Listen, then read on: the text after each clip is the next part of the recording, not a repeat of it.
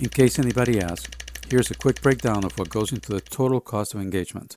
Let's start with hourly rates, which offshore vendors love to boast about. As it turns out, offshore rates are comparable with rates in Mexico and Central America. The thing that offshore vendors don't like to talk about is the rest of the overhead of doing business offshore. For one, you have to fly there, and they have to fly here. And every time that happens, it costs more than a few $1,000s per person. And it takes a couple of days to travel each way, plus a jet lag. Another unspoken cost is relocation. Because of the separation in distance and time, you will more than likely have to relocate some of the offshore people to the U.S.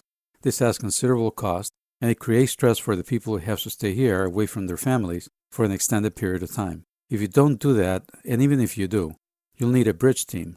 This includes an engagement manager, plus technical people dedicated to working half days with each team, so they can clarify what's going on every day at each location. This is necessary to avoid having the teams get completely out of sync because of the separation.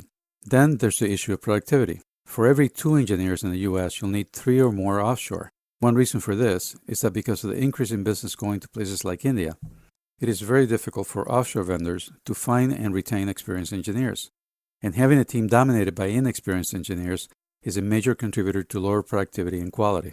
Also, in spite of all you might do to keep communications flowing, breakdowns will happen often, and you'll have to waste a lot of time doing rework to correct these misunderstandings.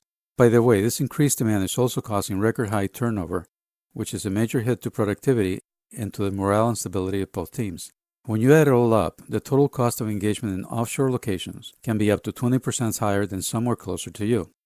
Of course, nearby locations have overhead too, but it's much lower because of the alignment in time, physical proximity, and cultural affinity. Traveling to Mexico, for example, takes a few hours and costs a few $100, just like traveling to Dallas or Phoenix. There's no need to relocate staff. The staff in Mexico stays there and travels here only when needed and only for a few days. Since developers can communicate with each other directly all day long, there's no need for extra staff to bridge between teams. Also, because people can talk to one another at any time, there's no extraneous productivity loss due to miscommunications, and there's very little staff turnover to speak of. Now, to splice that even finer, when comparing Mexico to Central America, Mexico has many attractive features.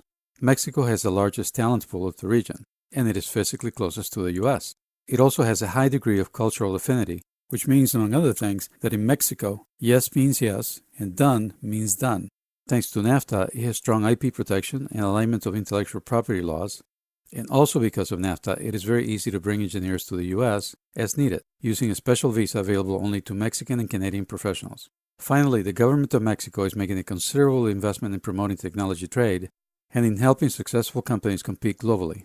All of this leaves Mexico as the outsourcing location of choice for a business in California. Thank you very much for your time.